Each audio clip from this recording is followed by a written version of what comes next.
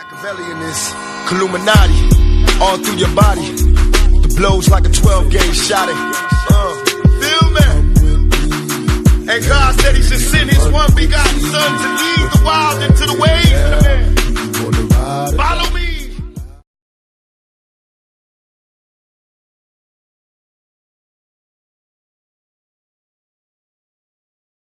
Re les potos, c'est Sacha, bienvenue dans cette nouvelle vidéo.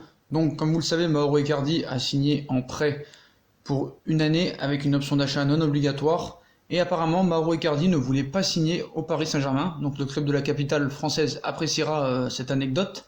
Voilà. Donc on va revenir sur l'incroyable journée qu'a connue l'ancien joueur interiste.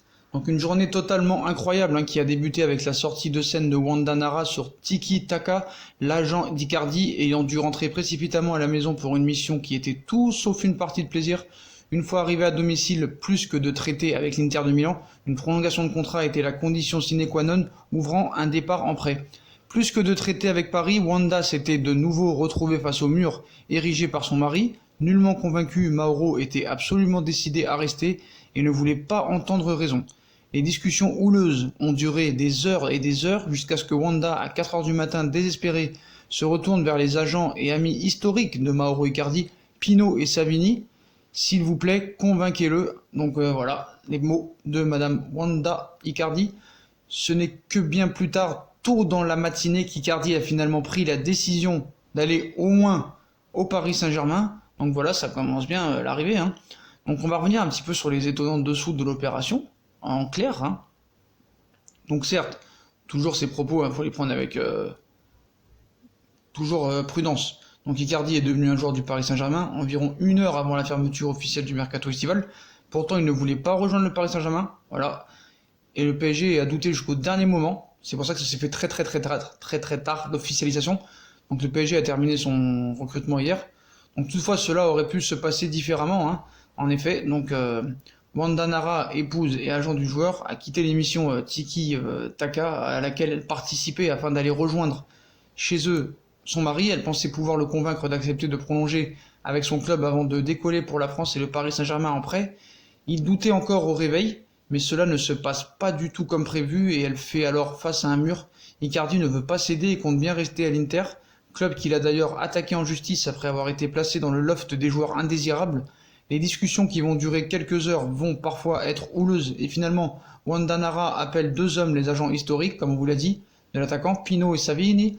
Les discussions vont prendre toute la nuit, Icardi ira se coucher à l'aube après avoir été convaincu par ses proches, mais au réveil de nouveaux doutes surgissent et l'avant-centre décide de rallier Paris quand même s'il n'est pas encore sûr de signer son contrat finalement.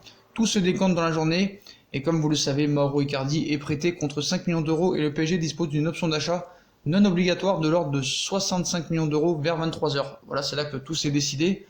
Donc voilà, il n'y a jamais vraiment de joueurs confirmés qui veulent venir au Paris Saint-Germain, on se demande toujours pourquoi. Donc voilà, bon certes, après on se rappelle que Zlatan ne voulait pas venir au Paris Saint-Germain, ça l'a pas empêché quand même de devenir l'un des meilleurs buteurs de l'histoire du Paris Saint-Germain. Donc là maintenant, Icardi et l'Inter de Milan, le divorce qui a enflammé l'Italie.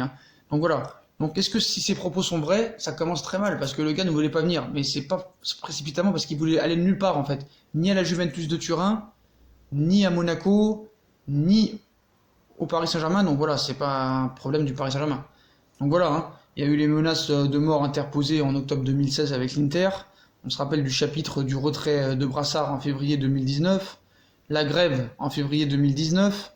Les larmes de Wanda Nara, le février 2019 aussi, la lettre en février 2019. Donc on va vous expliquer un petit peu tout ça. Donc Icardi et l'Inter, le divorce a enflammé l'Italie. Donc prologue, les menaces de mort interposées. Donc arrivé à l'Inter l'été 2013 en provenance de la Sampdoria, Icardi est nommé capitaine, comme on vous l'avait dit. Donc il y a eu des problèmes avec ça, il y a eu des problèmes avec le public, il y a eu des problèmes avec Maxi Lopez, il y a eu des problèmes quand il a dit que les supporters argentins étaient des fous, qu'on pouvait arriver avec des calaches et tout ça. Donc comment ne pas évoquer la telenovela Icardi, sans parler de son épouse et agent Wanda Nara, réputée pour avoir une poignée de fer et la langue bien pendue. Cette dernière est invitée toujours en février sur le plateau de la célèbre émission Tiki Taka pour évoquer la situation de son mari et elle fond en larmes à l'époque. Nous ne savions pas que le brassard serait enlevé à Mauro. Je l'ai appris sur Twitter, soupire-t-elle. C'est comme lui avoir coupé une jambe, précisant qu'elle a demandé à l'aide de l'ancien président Massimo Moratti pour Icardi réintègre l'équipe. Donc voilà, on se rappelle d'une lettre aussi muet devant les micros. Icardi décide de contre-attaquer avec une lettre publiée en fin février sur les réseaux sociaux. Contre-attaquer car on peut pas parler vraiment d'une lettre d'excuse. Je ne sais pas si en ce moment il y a de l'amour et du respect pour l'Inter et pour moi de la part de certains décideurs. Et de poursuivre en jurant fidélité au peuple nerazzurro. J'ai refusé beaucoup d'offres, rappelle-t-il, des offres difficiles à refuser pour n'importe quel joueur professionnel. Surtout ces conditions par amour, on peut supporter beaucoup de choses, mais le respect ne doit jamais disparaître. Ce sont des valeurs pour lesquelles j'ai toujours lutté. Donc voilà, il y a eu beaucoup de problèmes, hein. On se rappelle de la grève dans la foulée. On pense à une mise à l'écart de la part du club à l'époque, un coup de pression envers l'attaquant, mais Spalletti, que c'est bien qu'Icardi qui boude. Il était convoqué pour le match, lance le technicien en conférence de presse, mais c'est lui qui a décidé de ne pas venir. Donc voilà, le Capitana, c'est un choix difficile et douloureux, mais voilà. Il a pris cette décision, c'était difficile de lui dire. De tout ce qui tourne autour de Mauro, discret tout le monde, nous, lui et l'équipe dont il était capitaine. Donc voilà les potos, hein, si on a kiffé la vidéo, on like, on partage, on s'abonne. Dites-moi ce que vous pensez des propos de Icardi et de toute son histoire. Moi je vous laisse, à plus tard dans une nouvelle vidéo. Tchuss!